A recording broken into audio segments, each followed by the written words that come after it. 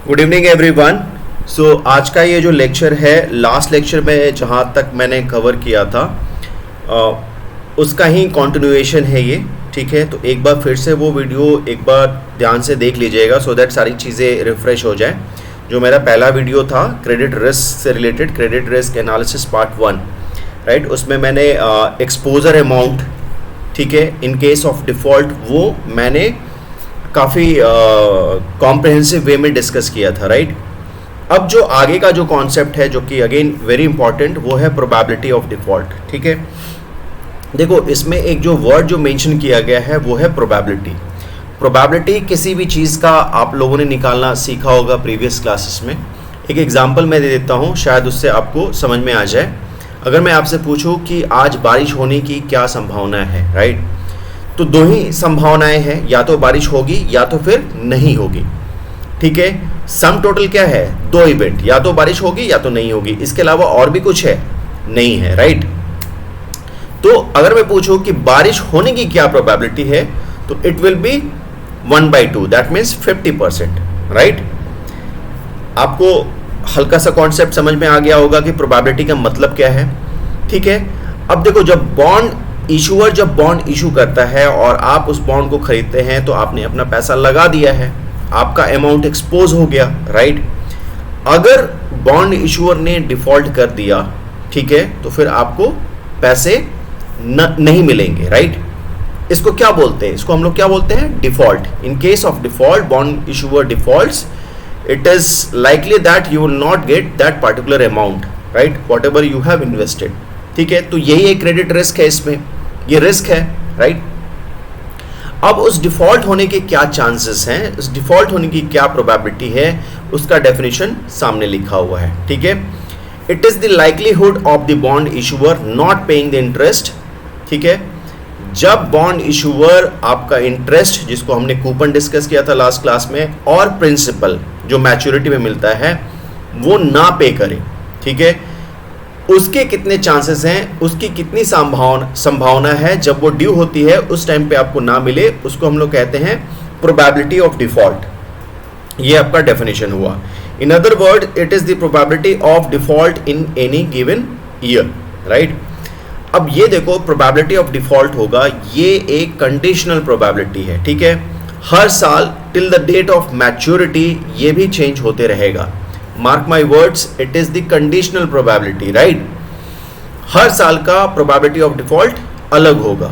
ठीक है, अब आपको पता है बॉन्ड के केस में अगर लॉन्गर ड्यूरेशन बॉन्ड है, 10 साल का बॉन्ड है, तो ये भी तो हो सकता है कि वो 5 साल के बाद डिफॉल्ट करे, राइट। हो सकता है कि पहले साल में ही डिफॉल्ट कर जाए, राइट। हो सकता है 7 साल के बाद डिफॉल्ट करे। तो जो पहले साल का डिफॉल्ट होगा और जो 5 साल के बाद का डिफॉल्ट होगा, उन दोनों की प्रोबेबिलिटीज अलग अलग होंगी, right.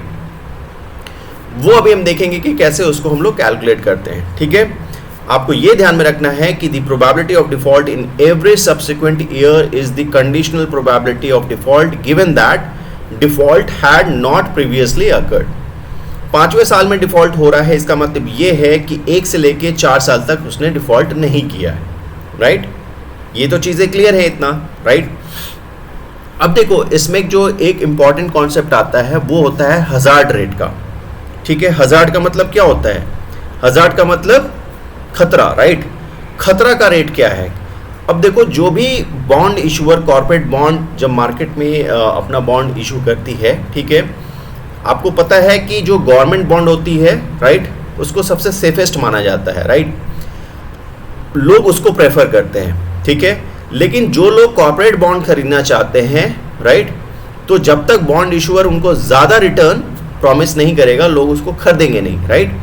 Because at the same time अगर गवर्नमेंट सिक्योरिटी जो है, गवर्नमेंट बॉन्ड्स हैं, वो अगर 7% का रिटर्न दे रही है और अगर कॉर्पोरेट बॉन्ड भी 7% का रिटर्न देगी, तो लोग गवर्नमेंट बॉन्ड को ही प्रेफर करेंगे, राइट। कॉर्पोरेट बॉन्ड को, जो कि प्राइवेट एंटिटी के द्वारा इशू की जाती है, उसको प्रेफर नहीं करेंगे।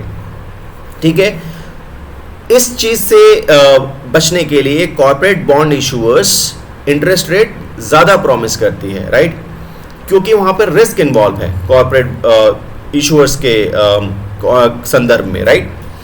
अब देखो, जैसे ही रिस्क इन्वॉल्व है, तो वहाँ पे चांसेस ऑफ डिफॉल्ट बढ़ने लगते हैं। गवर्नमेंट डिफॉल्ट नहीं करेगी, ये एक समझ है, राइट, बट अगर प्राइवेट एंटिटी है तो वो डिफॉल्ट कर सकती है, ठीक है। तो जब मैंने कहा कि डिफॉल्ट कर सकती है, दैट मीन्स वहाँ पे खतरा है, राइट। तो हर इशूअर का एक हजार्ड रेट होता है जो कि मार्केट में एग्जिस्ट करता है, ठीक है। और ये हजार्ड रेट अनकंडीशनल होता है, ठीक है। प्रोबेबिलिटी ऑफ डिफॉल्ट जैसा कि आपने यहां पढ़ा, इट इज कंडीशनल, वैसे ही हजार्ड रेट क्या होता है, इट इज अनकंडीशनल। उसको डिफाइन कैसे करेंगे, तो hazard rate is the initial probability of default. जो पहले साल का जो हजार्ड रेट होता है, जो खतरा होता है, वही हजार्ड रेट होता है, राइट। सपोज मान के चले कि हजार्ड रेट अगर 2% है किसी कॉर्पोरेट बॉन्ड इशूअर का, दैट मीन्स पहले साल ही वो डिफॉल्ट कर जाएगा, वो उसकी प्रोबेबिलिटी क्या होगी, दैट विल बी 2%, यानी 2% चांस है आउट ऑफ 100% कि वो पहले साल में ही डिफॉल्ट कर जाएगा, ठीक है। In case of government bond this hazard rate would be 0, right, but corporate bond के केस में ये 2% भी हो सकता है, ठीक है। अगर दूसरा इशूअर है, फॉर एग्जाम्पल जैसे कॉर्पोरेट बॉन्ड्स में HDFC म्यूचुअल फंड अगर कोई बॉन्ड इशू कर रही है तो उसका 2% हो सकता है। SBI म्यूचुअल फंड अगर कोई बॉन्ड इशू कर रही है तो उसका 3% हो सकता है। तो अलग अलग एंटिटी का अलग अलग हजार्ड रेट होता है based on their past performances. ये हजार्ड रेट मार्केट में एग्जिस्ट करता है, राइट। आई होप ये सारी चीज़ें क्लियर हो रही हैं, ठीक है। चीज़ें क्लियर नहीं हो रही होंगी तो फिर से वीडियो को रिवाइंड करके फिर से सुनिए, क्लियर हो जाएंगी, ठीक है। नेक्स्ट अभी हम देखेंगे कि हजार्ड रेट हमें पता लग गया, this is the probability of the default of the initial year. सबसे पहले ईयर में ही डिफॉल्ट कर जाने की प्रोबेबिलिटी को हजार्ड रेट कहते हैं, ठीक है। अब जैसे मैंने डिस्कस किया था कि जो प्रोबेबिलिटी ऑफ डिफॉल्ट होता है, ठीक है, ये कंडीशनल होता है और हर साल ये अलग अलग होता है, राइट। जैसा कि मैंने बताया कि अगर कोई बॉन्ड 4 साल का है यहाँ पे, राइट, 4 साल मैच्योरिटी डेट है, तो क्या प्रोबेबिलिटी है कि तीसरे साल में जाके वो डिफॉल्ट करे, ठीक है। तो तीसरे साल में जाके डिफॉल्ट करे तो उसकी प्रोबेबिलिटी ऑफ डिफॉल्ट क्या होगी, ये निकालना होगा। तीसरे साल में प्रोबेबिलिटी ऑफ डिफॉल्ट का मतलब ये है कि पहले और दूसरे साल में बॉन्ड इशूअर ने डिफॉल्ट नहीं किया है, राइट। वैसे ही मैं अगर कहूँ कि चौथे साल में बॉन्ड इशूअर ने डिफॉल्ट किया है, इसका मतलब पहले, दूसरे और तीसरे साल में बॉन्ड इशूअर ने डिफॉल्ट नहीं किया है, राइट। 1 बाय 1 इसको देखेंगे कि कैसे हम इसको कैलकुलेट करते हैं। बहुत ही सिंपल है, ध्यान देके सुनिएगा, ठीक है। हजार्ड रेट जैसा कि मैंने एग्जांपल में बताया था, सपोज 2% है, ठीक है। तो ये तो पहले साल का ही है, राइट। तो पहले साल का जो हजार्ड रेट होता है वही प्रोबेबिलिटी ऑफ डिफॉल्ट भी होता है, ठीक है। तो फर्स्ट ईयर का प्रोबेबिलिटी ऑफ डिफॉल्ट भी क्या हो जाएगा, 2%। प्रोबेबिलिटी ऑफ डिफॉल्ट का मतलब पहले साल में ही बॉन्ड इशूअर डिफॉल्ट कर जाएगा, मतलब उसके जो ऑब्लिगेशंस थे वो इंटरेस्ट पेमेंट नहीं करेगा और प्रिंसिपल का पेमेंट नहीं करेगा, ठीक है। यानी पहले साल में ही डिफॉल्ट हो जाएगा, दैट इज 2%, ठीक है। अब ठीक इसका उल्टा क्या होता है, वो होता है सर्वाइवल रेट, राइट। तो सर्वाइवल रेट क्या हो जाएगा, टोटल परसेंट क्या होता है, 100% होता है। 2% प्रोबेबिलिटी ऑफ डिफॉल्ट है तो सर्वाइवल रेट क्या हो जाएगा, इट विल बी 98%। और वो कैसे निकलेगा, टोटल प्रोबेबिलिटी 1 होती है माइनस 2%, 1 को हम लोग 100% भी लिखते हैं, right. That will B 1 minus 2% because probability of default 2% था, टोटल तो 1 ही होता है, 1 में से 2 आपने माइनस किया, दिस विल बी 98%। तो पहले साल का सर्वाइवल रेट क्या हो जाएगा, 98%। अगर हजार्ड रेट 2% है तो प्रोबेबिलिटी ऑफ डिफॉल्ट 2% होगी और सर्वाइवल रेट 98% हो जाएगा। अगर यहाँ पे हजार्ड रेट की जगह मैंने 5% लिया होता तो प्रोबेबिलिटी ऑफ डिफॉल्ट भी 5% होता बिकॉज फर्स्ट ईयर ही है अभी, और सर्वाइवल रेट क्या हो जाता, 1 minus 5%, that will B 95%, right. चलो नेक्स्ट ईयर हजार्ड रेट तो वही है 2%, बिकॉज ये क्या होता है, ये अनकंडीशनल होता है, हर साल का हजार्ड रेट सेम रहेगा बिकॉज इशूअर सेम रहेगा, right. Now probability of default में कुछ चेंज आएगा, ठीक है। जैसा कि मैंने आपको बताया था, probability of default in the second year, here second year में डिफॉल्ट होने की प्रोबेबिलिटी क्या है, ये आपको निकालनी है। इसका मतलब ये हुआ कि बॉन्ड इशूअर ने पहले साल में डिफॉल्ट नहीं किया है, यानी पहले साल में सर्वाइव किया है, राइट। तो probability of default in second year का मतलब हो गया survival in the first year multiplied by default in the second year, ठीक है। तो क्या हम इसको ऐसे लिख सकते हैं, ये क्या था, survival in the first year into hazard rate default, right, hazard rate in the second year. तो ये क्या आ जाएगा, ये आपका आ जाएगा 1.96%। समझ में आया? तो प्रोबेबिलिटी ऑफ डिफॉल्ट क्या हो गया, कंडीशनल हो गया। और किस पे कंडीशनल है, फर्स्ट ईयर पे। फर्स्ट ईयर में क्या हुआ था वो लिखेंगे, फर्स्ट ईयर में सर्वाइव किया और प्लस इस साल का हजार्ड रेट क्या है उससे मल्टीप्लाई कर देंगे तो हमें प्रोबेबिलिटी ऑफ डिफॉल्ट मिल जाएगा, राइट। अब देखो सर्वाइवल रेट कैसे निकलेगा। सर्वाइवल रेट का मतलब ये हुआ कि पहले और दूसरे साल दोनों में ये डिफॉल्ट नहीं किया, राइट। पहले साल में सर्वाइव करने का क्या था 1-2%, बिकॉज हजार्ड रेट क्या था 2%, तो दूसरे साल में भी सर्वाइवल रेट क्या हो जाएगा, फिर से मल्टीप्लाई कर देंगे। पहले साल में भी डिफॉल्ट नहीं किया और दूसरे साल में भी डिफॉल्ट नहीं किया, राइट। तो इट विल बिकम 96.04%। कैलकुलेशन है वो कैलकुलेशन कर लीजिएगा, कैलकुलेटर में आपको यही वैल्यूज मिलेंगी, right. Similarly in the same way तीसरे साल का हजार्ड रेट तो वही रहेगा जैसे कि मैंने आपको बताया, इट इज अनकंडीशनल, ठीक है। Probability of default in the third year means survival in the first year, survival in the second year and then default in the third year. और डिफॉल्ट क्या था, this is 2%, right. So again it will be written like this 1-2% survival into default in the third year, ये आ जाएगा आपका 1.92%, right. Similarly survival rate क्या हो जाएगा, ये 3 बार लिख देंगे because survival in the first year also, second year also and third year also, right. ये फिगर आपका आ जाएगा 94.12%। काफ़ी ही ईजी है। हजार्ड रेट अगर आपको पता है और किस साल में आपको प्रोबेबिलिटी ऑफ डिफॉल्ट निकालना है तो वो आप इजीली निकाल सकते हैं।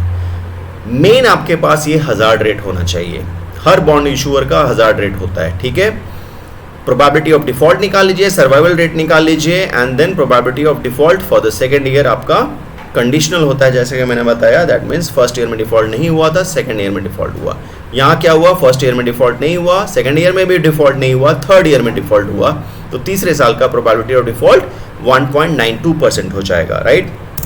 सिमिलरली फोर्थ ईयर का अब तो ईजी है, अब तो आप लोग भी बता सकते हैं, ठीक है।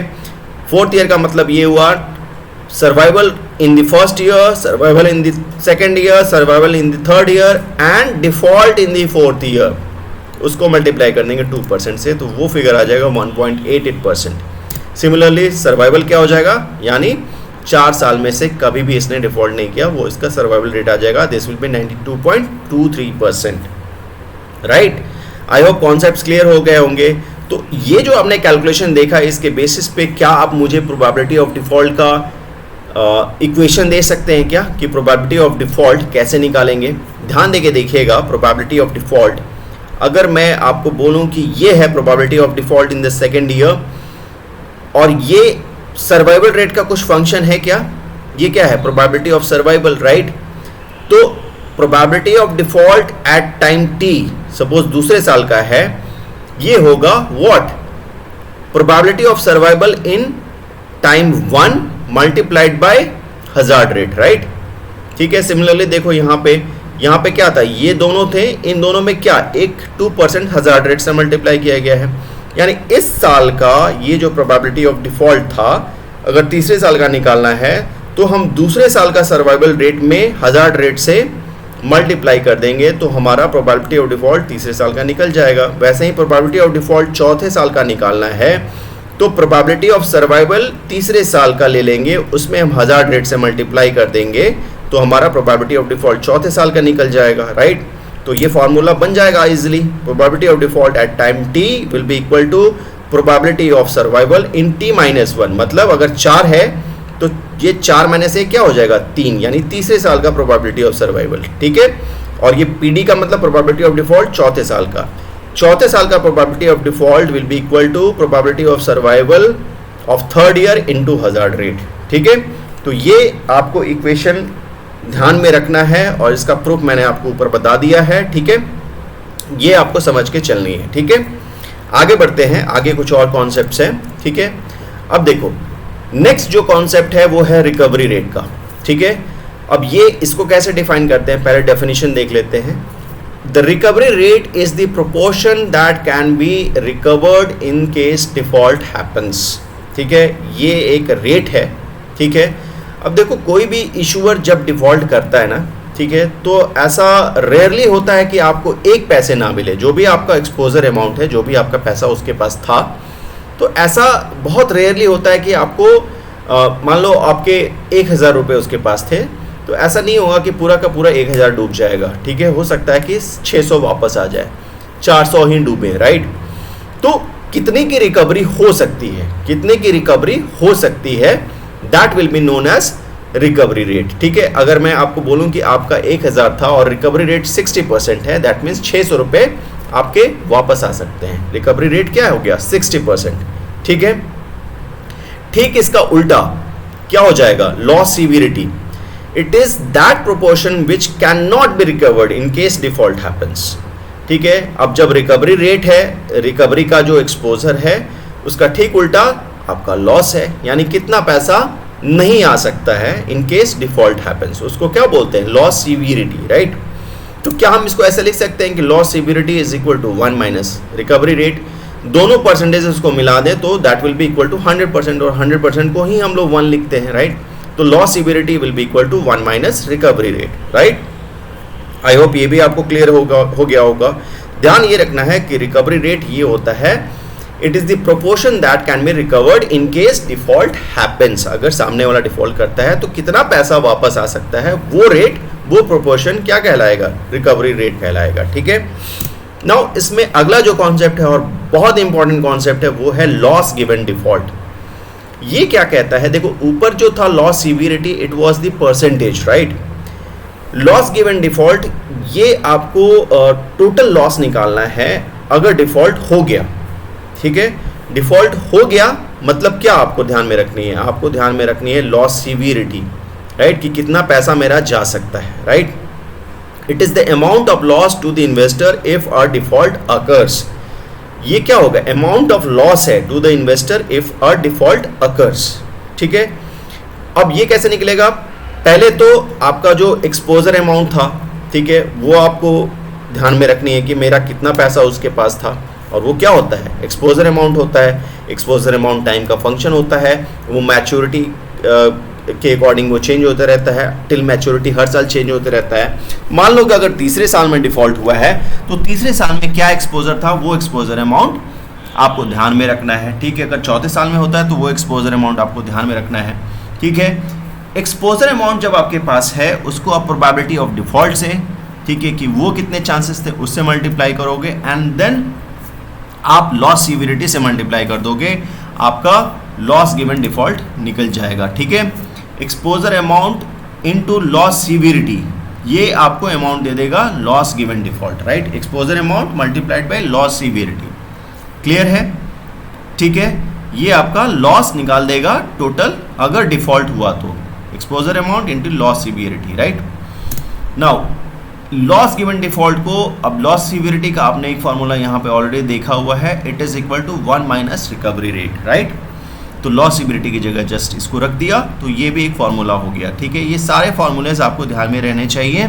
एक बार कॉन्सेप्ट को फिर से देख लेना, फिर से रिवाइज कर रहा हूँ। लॉस सीवियरिटी रेट है, loss given default, it is the amount of loss निकालते हैं। तो अमाउंट ऑफ लॉस तो एक्सपोजर अमाउंट पर डिपेंड करेगा, और आपको पता है कि जब अगर डिफॉल्ट हुआ तो लॉस सीवियरिटी कितनी है, मतलब कितना पैसा वापस नहीं आ सकता, उसका रेट, उसका परसेंटेज वो लिख देंगे, उसको मल्टीप्लाई कर देंगे, आपका लॉस गिवन डिफॉल्ट कैलकुलेट हो जाएगा, ठीक है।